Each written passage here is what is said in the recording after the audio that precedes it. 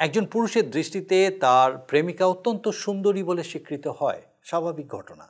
একই ব্যাপার ঘটে নারীর ক্ষেত্রেও। নারীও তার প্রেমিকের সৌন্দর্যে মোহিত হয়ে থাকে। পুরুষের দেহের সৌন্দর্যে সেও আকৃষ্ট হয়ে পড়ে, তার মুখে পুরুষের সৌন্দর্যে বর্ণনা শুনতে পাওয়া যায়। এটাই কি যথার্থ প্রেমের নিদর্শন? কি মনে হয় আপনার?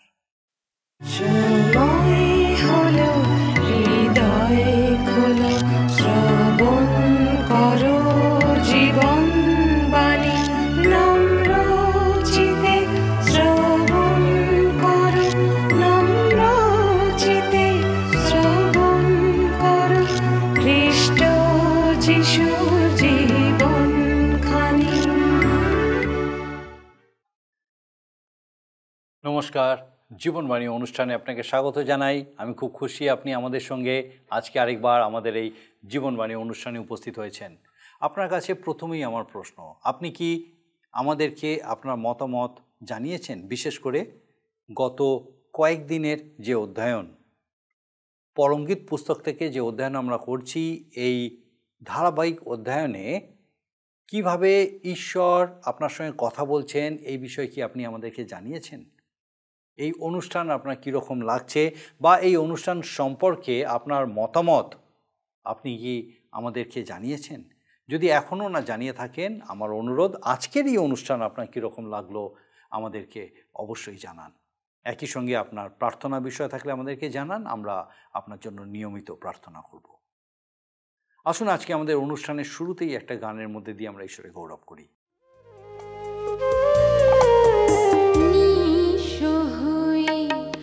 যদি প্রভু তোমার দেখা এই পৃথিবীর বৃত্ত সুখে আর প্রয়োজন নাই, তোমার দেখা পাওয়া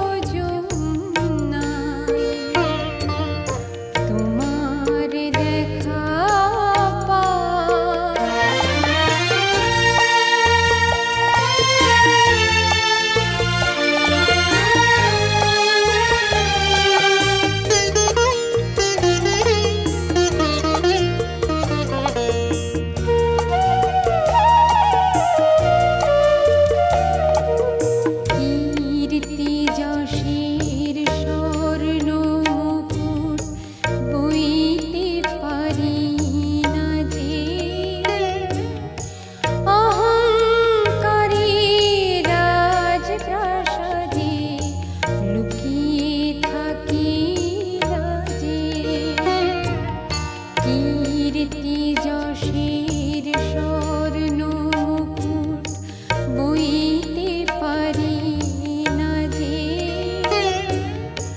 অহংকারের রাজপ্রাসাদে লুকিয়ে থাকিল যে। ডাকলে যদি দয়াল আমার, চোখে জাগাও শ্রীমুখ তোমার। আমরা ধারাবাহিকভাবে বাইবেলের পুরাতন নিয়মের পরমগীত কাব্যগ্রন্থটি অধ্যয়ন করছি। আমাদের গত পর্বে আমরা এই প্রেম কাহিনীর যে অংশে ছিলাম সেখানে আমরা লক্ষ্য করেছি যে বধূ তার প্রিয়তমের অন্বেষণে বেরিয়েছে। সে জেরুজালেমের কন্যাদের তার বিষয়ে অনুসন্ধান করে, কিন্তু তারা প্রশ্ন করে যে তিনি এমন কোন বিষয়ে শ্রেষ্ঠ যে সে তার অন্বেষণ করছে। আজ আমরা সেই অবিশ্বাসময় কটূক্তির উত্তরে বধূ কি বলেছিল সেটা শুনব। এই পুস্তকের 5 অধ্যায়ের শেষ ভাগে আমরা বধূকে তার প্রিয়তমের সৌন্দর্যের বর্ণনা করতে শুনি। এবারে তার প্রিয়তমের প্রশংসা আগের থেকে বহুগুণ বেড়ে যায়। স্পষ্টতই সে এখানে তার সৌন্দর্যের পুঙ্খানুপুঙ্খ বর্ণনা করেছে। এর অর্থ হলো যে সে তাকে খুব ঘনিষ্ঠভাবে জানত। আপনি যদি খ্রিস্টের সাক্ষ্য দিতে চান তাহলে আপনাকে ঘনিষ্ঠভাবে খ্রিস্টকে জানতে হবে। তিনি যে কে সেটা শুধু জানলে চলবে না, কিন্তু তার হয়ে কথা বলার মতো করে তাকে জানতে হবে। তার বিষয়ে আমাদের উদ্দীপনা, উৎসাহ, প্রেম এবং গভীর ভাবাবেগে পূর্ণ হতে হবে। আপনাকে আমাকে কেবল তাকে জানলে হবে না, তাকেও প্রেমও করতে হবে। বধূ তাকে জানতেন এবং প্রেম করতেন। প্রভু যীশু সর্বতোভাবে সুন্দর। এখন আমি তার মর্যাদা, তার বীরত্বপূর্ণ পুরুষত্ব, তার অসীম সাহসের বিষয়ে বলার কোনো অবকাশ ছাড়িনি। তার নিষ্কলঙ্ক চরিত্রের সমস্ত উপাদানগুলি সমানভাবে তার মধ্যে প্রকাশিত হয়েছে। তার সৌন্দর্যের বিষয়ে বর্ণনা করার কোনো শেষ নেই। আজ এই পুস্তকের যে অংশটা আমরা দেখব সেখানে বরের সৌন্দর্যের অন্তরালে খ্রিস্টের বিষয়ে গভীরভাবে বলা হয়েছে। আমরা যা অধ্যয়ন করলাম তার বিস্তারিত আলোচনায় আসুন আমরা প্রবেশ করি এবং দেখি যে কিভাবে ঈশ্বর আজকে বিশেষভাবে আমাদের সঙ্গে কথা বলেন। প্রিয় বন্ধু, আজকের এই অনুষ্ঠানে আমি আপনাদের কাছে সলোমনের পরম গীত তার 5 অধ্যায় 11 পদ থেকে আলোচনা করব। আমরা দেখি যে মানবজাতির পাপের দণ্ড নিজের উপরে নিয়ে প্রভু যীশুখ্রিস্ট ক্রুশের উপরে লম্বমান হয়েছিলেন। শারীরিক ও মানসিক উভয় দিকেই তিনি প্রচণ্ডভাবে তাড়িত, লাঞ্ছিত, অত্যাচারিত হয়েছিলেন। তিনি মানুষকে পাপের অনন্তকালীন দণ্ড থেকে মুক্তি দিতেই নিজেকে বলিরূপে উৎসর্গ করেছেন, কারণ ঈশ্বর প্রেম। অথচ ধার্মিক ও ন্যায়বান মানুষের প্রতি প্রেমবশত পাপীকে নিজের কাছে স্থান দিতে পারেন না, তাই তো এই দণ্ডভোগ। ক্রুশের উপরে তিনি শুধু উলঙ্গ তাই নয়, তৎকালে সব থেকে নিষ্ঠুর, ঘৃণ্য, লজ্জাজনক শাস্তি ছিল এই ক্রুশীয় মৃত্যুদণ্ড। তিনি তাই সহ্য করলেন। খ্রিস্টের এই ক্রুশারোপিত, যাতনাগ্রস্ত, ক্ষতবিক্ষত এবং রক্তধারায় আবৃত দেহে কি পায় মানুষ যে সে তার প্রাণপ্রিয়তম বলে প্রভু যীশু খ্রিস্টকে গণ্য করে? বধূমণ্ডলী কি দেখে খ্রিস্টের মধ্যে যে বলতে পারে খ্রিস্ট 10 সহস্রের মধ্যে অগ্রগণ্য, অতীব মনোহর? আমরা গত অনুষ্ঠানে পরমগীতের 5 অধ্যায় 10 পদে তা লক্ষ্য করেছিলাম। আজকের আবার সেই 10 পদ থেকে পাঠ শুরু করছি। দেখি আমার প্রিয়তম শ্বেত ও রক্তবর্ণ, তিনি 10 সহস্রের মধ্যে অগ্রগণ্য। তাহার মস্তক নির্মল সুবর্ণের ন্যায়, তাহার কেশপাশ কুঞ্চিত ও দাঁড়কাকের ন্যায় কৃষ্ণবর্ণ। 12 পদ, তাহার নয়নযুগল জলপ্রাণীর তীরস্থ কপোতযুগের ন্যায়, যাহারা দুগ্ধে স্নাত ও পয়ঃপূর্ণ স্থানে উপবিষ্ট। তাহার গণ্ডদেশ সুগন্ধি ঔষধির চৌকা ও আমোদকারী লতার স্তম্ভস্বরূপ। তাহার অষ্টাদশ শোষণ পুষ্পের ন্যায় দ্রব গন্ধরস ক্ষরণকারী। তাহার হস্ত বৈদুর্যমণিতে খচিত সুবর্ণের অঙ্গুরীয় স্বরূপ। তাহার কায় নীলকান্তমণিতে খচিত গজদন্তময় শিল্পকর্মের ন্যায়। তাহার উরুদয় সুবর্ণচুঙ্গিতে বসানো শ্বেতপ্রস্তরময় স্তম্ভদয়ের ন্যায়। তাহার দৃশ্য লিবাননের সদৃশ এরস বৃক্ষের ন্যায় উৎকৃষ্ট। তাহার মুখ অতীব মধুর, তিনি সর্বতোভাবে মনোহর। ওই জেরুজালেমের কন্যাগণ, এই আমার প্রিয়, এই আমার সখা। আমরা দেখি যে বধূ তার প্রিয়তমকে যেমন গভীরভাবে জেনেছেন, তেমনি মণ্ডলীকে খ্রিস্টের অন্তরঙ্গ হতে হবে। তেমন প্রেম করতে হবে খ্রিস্টকে। মানবদেহে অবতীর্ণ হয়েও খ্রিস্ট যিশু অবর্ণনীয়, আশ্চর্য সুন্দর।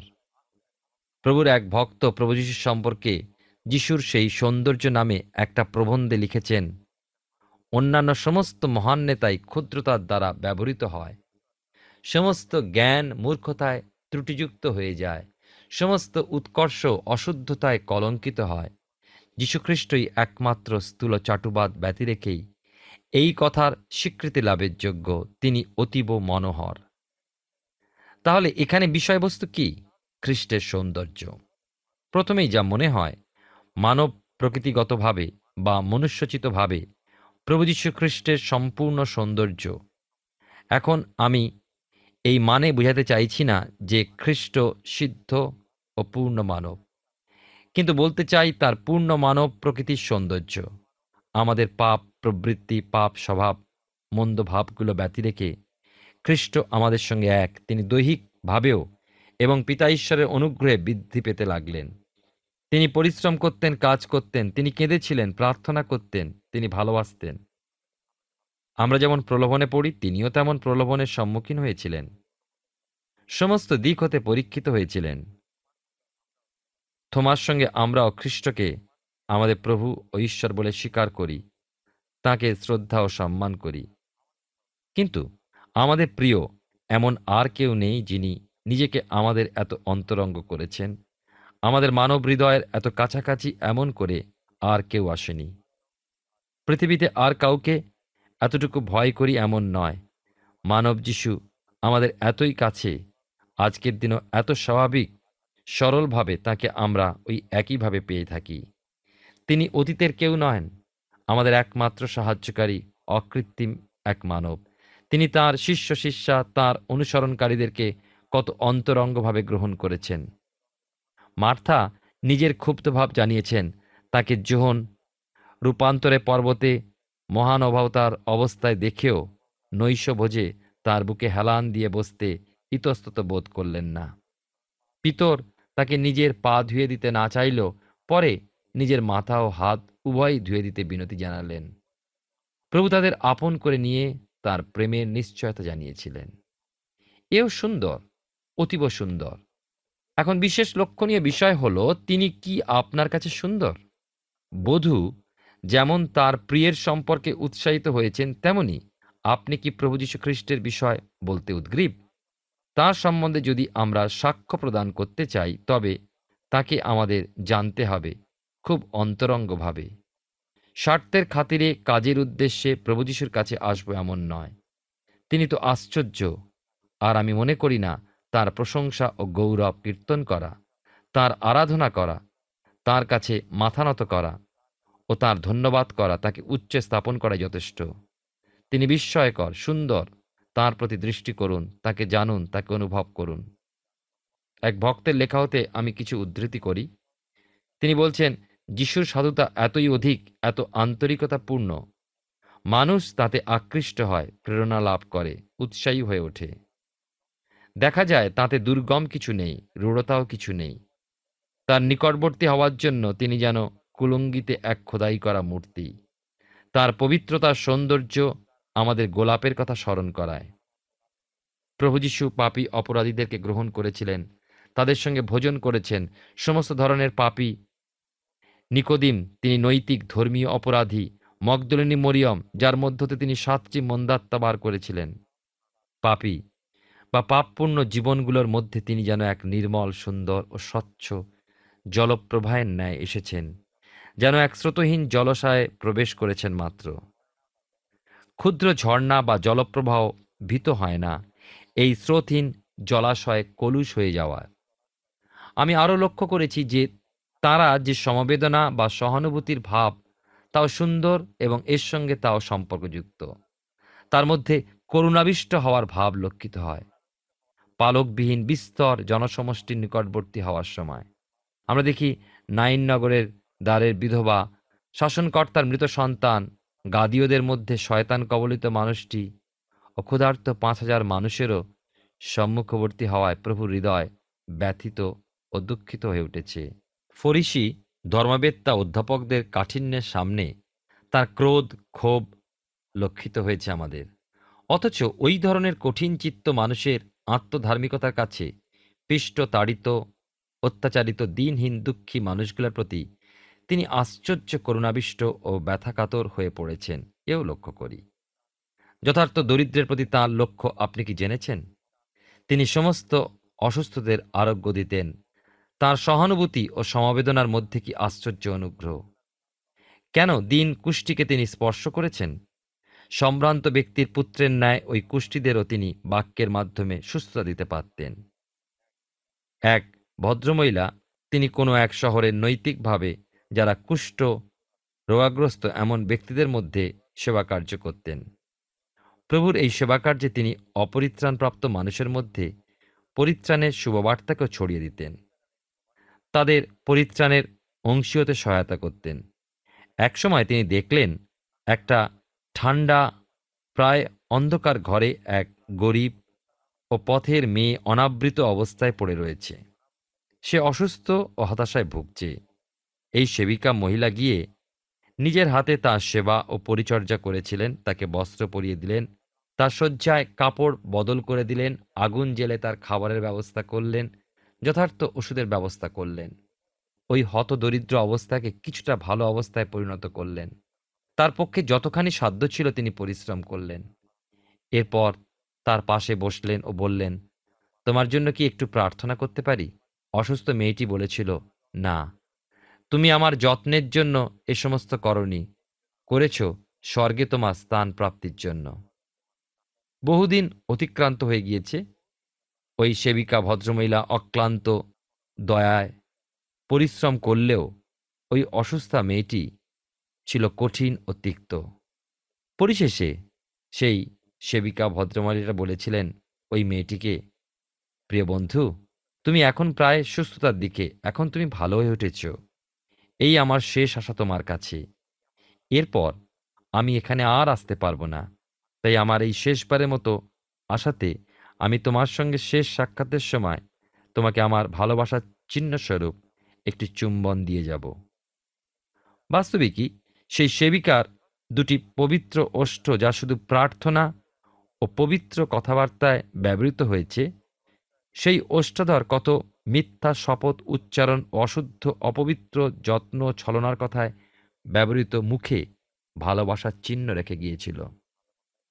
সেদিন ওই সেবিকা মহিলাটি কোনো ভেদাভেদ বিচার করেনি। ওই রোগী মেয়েটি সুস্থতার দিকে ফিরেও ওই সেবিকা ভদ্রমহিলার সদুপদেশ অবজ্ঞা করেছে।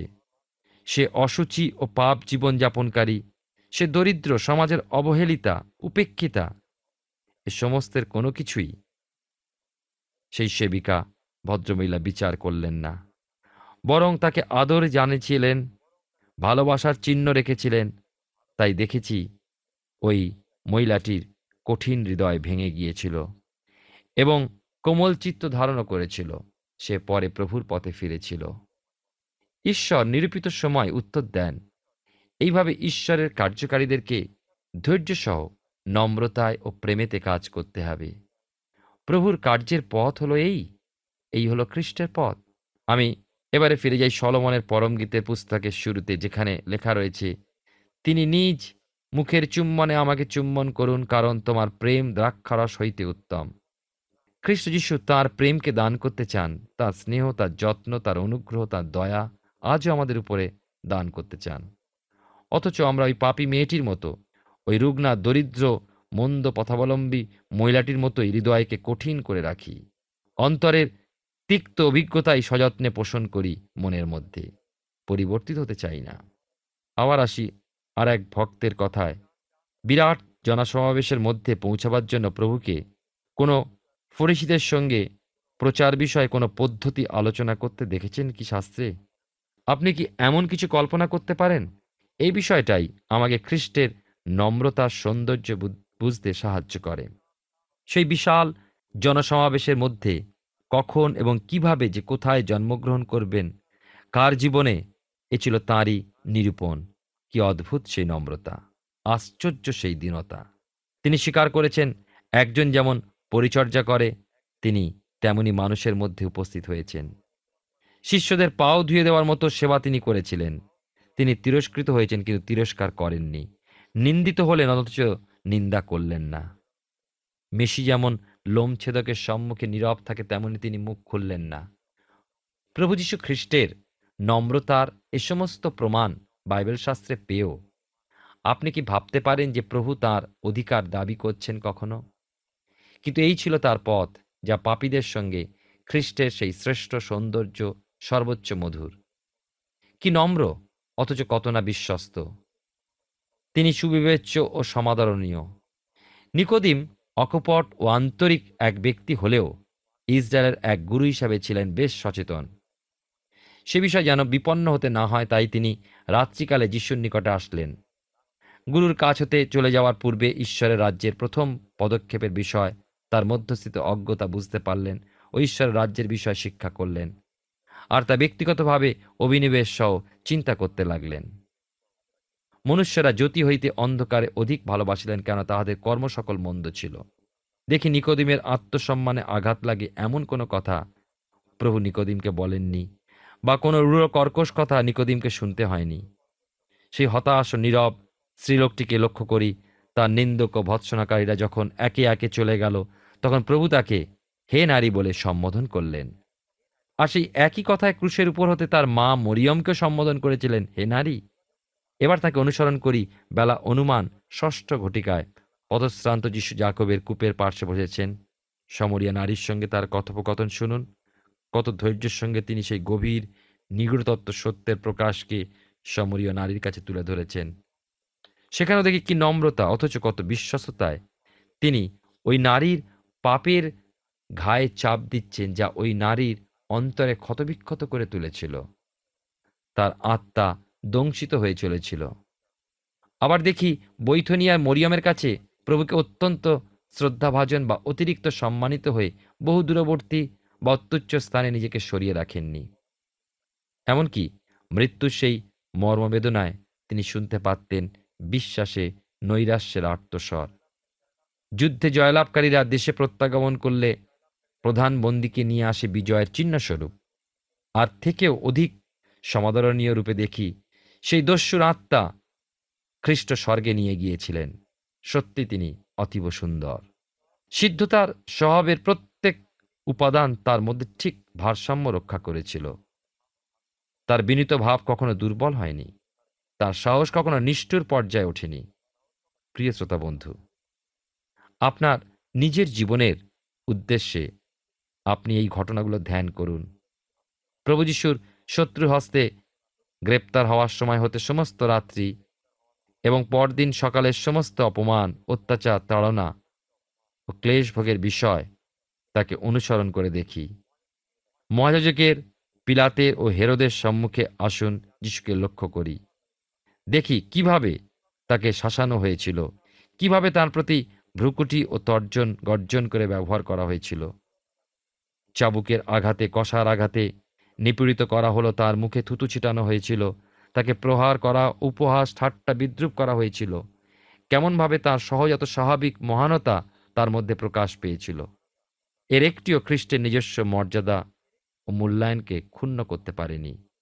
অপরিত্রাণপ্রাপ্ত কতক আত্মাকে বলতে ইচ্ছা হয় আরও দূরে খ্রিস্টকে অনুসরণ করতে। সেই বিদ্রুপকারী জনতাকে লক্ষ্য করে এগিয়ে চলুন।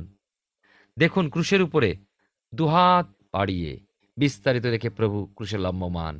এই অবস্থায় তাকে লম্বিত করার জন্য যে ভয়াবহ হাতুড়ির শব্দ শোনা গিয়েছিল তা শুনতে পাবেন, কারণ কঠিন পেরেক বা কিলক জোর করে তার হাতে ও পায়ে মারা হয়েছিল, যেন ক্রুশ কাটে তার হাত দুটো গাঁথা হয়ে যায়। ওই ক্রুশ পিছনে পড়ে থাকা বিদ্রোহী জনতা, ওই সব থেকে নম্র, মধুর, সব থেকে সাহসী, সর্বশ্রেষ্ঠ সুন্দর মানুষকে যতক্ষণ না তাকে নিয়ে ক্রুশটি পাহাড়ের উঁচুতে গর্তের মধ্যে গাঁথা হয়ে না যায়, সেই সমস্ত দেখুন। যে প্রহরী দল ক্রুশারোপিত যিশুকে চৌকি দিচ্ছিল, আসুন আপনিও সেখান হতে লক্ষ্য করুন ক্রুশারোপিত প্রভুকে। পিতার কাছে তার হত্যাকারীদের প্রতি ক্ষমা প্রার্থনার বাণী শুনুন। ক্রুশের উপরে লম্বমান খ্রিস্টের প্রত্যেকটি আর্তস্বরের বাণী শুনুন। তিনি কি সত্যি সর্বশ্রেষ্ঠ সুন্দর নন? এ সমস্ত কিসের প্রকাশ? তিনি নিজ দেহে আমাদের পাপ সকল বহন করলেন। তাতে বিশ্বাসকারী প্রত্যেকেই সর্বক্ষেত্রে ধার্মিক গণিত হয়। তিনি সত্য সত্য বলে তার বাক্যের গুরুত্ব প্রকাশ করলেন যে তাতে বিশ্বাসকারী অবশ্যই পাবে অনন্ত জীবন। আমি আমার নিজস্ব ব্যক্তিগত সাক্ষ্য রাখছি, ইনিই আমার পরম প্রিয় এবং ইনিই আমার বন্ধু। এই বাক্যে আমি আমেন উচ্চারণ করি, অর্থাৎ এর প্রত্যেকটি কথা আমি স্বীকার করি ও একমত। সত্যি আমার প্রিয় খ্রিস্ট 10,000 মধ্যে অন্যতম। তিনি অতীব সুন্দর। তিনি কি শুধুমাত্র যোসেফ ও মরিয়মের পুত্র, যিনি পৃথিবীর দিকচক্রবাল বা দৃষ্টিভঙ্গির এই পরিসীমাকে অতিক্রম করেছেন? তাকে শুধুমাত্র এক মানবীয় রক্ত যা কালভেরি পাহাড়ের উপর হতে ক্রুশকাঠ হতে বয়ে যাচ্ছিল পাপীর মুক্তি প্রদানার্থে? চিন্তাশীল মানুষ কি প্রভু আমার ঈশ্বর আমার এই কথা চিৎকার করে না বলে থাকতে পারে? তিনি সর্বতোভাবে মনোহর। ওই জেরুজালেমের কন্যাগণ, এই আমার প্রিয়, এই আমার সখা। বধূ এ বিষয়ে ভালোভাবে জানে, সে তার প্রিয়কে প্রেম করে। প্রিয় তার অতি পরিচিত। প্রিয় বন্ধু, আপনার প্রিয় কি আপনার পরিচিত? ঈশ্বর আপনার জীবনে মঙ্গল করুন। আমরা পরমগীত পুস্তক থেকে ধারাবাহিকভাবে অধ্যয়ন করছি। আমার বিশ্বাস মহান ঈশ্বর বিশেষভাবে আপনার সঙ্গে কথা বলছেন। প্রভু যীশু সর্বাঙ্গ সুন্দর ছিলেন। গুরুত্বপূর্ণ বিষয় হলো, তিনি কি আপনার আমার কাছেও সর্বাঙ্গ সুন্দর? বধূ তার প্রিয়তমের বিষয়ে যে উৎসাহ দেখিয়েছিল, সেই উৎসাহ সহকারে কি আমরা প্রভু যীশুর বিষয়ে কথা বলতে পারি? আমাদের তার বিষয়ে সাক্ষ্য দিতে হলে তাকে সবথেকে আগে ঘনিষ্ঠভাবে জানতে হবে, তাকে প্রেম করতে হবে। আপনি কি যীশুখ্রিস্টকে জানেন? আপনি কি যীশুখ্রিস্টকে ঘনিষ্ঠভাবে জানেন? আপনি কি তাকে প্রেম করেন? আপনার বন্ধু হিসেবে কি তাকে আপনি গ্রহণ করতে পেরেছেন? আমরা আজকের পর্বে বধূকে বরের সৌন্দর্যের প্রশংসা করতে শুনলাম। আমাদের আগামী পর্বে সেই অবিশ্বাসী সন্দেহপ্রবণ মানুষদের বিশ্বাসীতে পরিণত হতে আমরা দেখব। আসুন এখন প্রার্থনায় যাব, আর আমি চাইব আপনি আমার সঙ্গে যোগ দিন। আসুন প্রার্থনা করি। করুণাময় পিতা, ধন্যবাদ দিই প্রভু তোমার অপার অনুগ্রহের জন্য আমাদের জীবনে। ধন্যবাদ দিই তুমি আমাদের জন্য চিন্তা করো। ধন্যবাদ দিই তুমি আমাদের জন্য সেই সৌন্দর্যে পূর্ণ স্থান প্রস্তুত করেছো।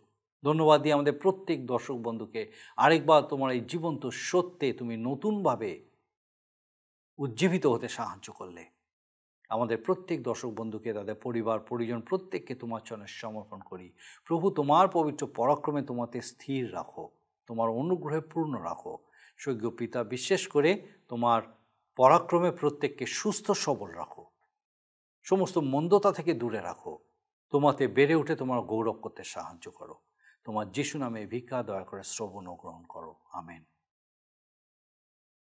ঈশ্বর আমাদের প্রত্যেককে এই সুযোগ দিয়েছেন যেন তিনি আমাদের জন্য যা কিছু তৈরি করেছেন, যা কিছু রেখেছেন, আমরা তার অংশ হতে পারি। আর তার জীবন্ত বাক্য আমাদের কাছে সেই বিষয়কে উদ্ঘাটিত করে, আমাদেরকে সেই বিষয় জানায়, বলে। আর আমার বিশ্বাস আমাদের পরবর্তী অনুষ্ঠানেও আপনি অবশ্যই উপস্থিত থাকবেন, যখন এইভাবেই ঈশ্বরের বাক্য থেকে আমরা আমাদের জীবনের জন্য আরও নতুন নতুন বিষয় জানতে পারবো, শিখতে পারবো। ঈশ্বর আপনার মঙ্গল করুন। প্রিয় বন্ধু, আসুন আমরা আজকের প্রশ্ন উত্তরে আসি। গতকালের প্রশ্নের উত্তর অপশন সি, দরজা। আজকের প্রশ্ন, যিশুকে কে প্রথমে পা ধুয়ে দিতে মানা করেছিলেন? অপশন এ পিতর, বি যোহন, সি জিহুদা, ডি আন্দ্রিউ। প্রিয় বন্ধু, এই প্রশ্নের উত্তর আগামীকাল সন্ধ্যা 6টার মধ্যে option A B C D সহকারে আপনার নাম ও সম্পূর্ণ ঠিকানা সহ 9433497235 এই নম্বরে SMS বা হোয়াটসঅ্যাপে পাঠাবেন। যদি আপনার এই অনুষ্ঠান ভালো লেগে থাকে তাহলে এই নম্বরে একটি মিসড কল করুন। তাহলে আপনি পরের বারের বিজয়ী হতে পারেন।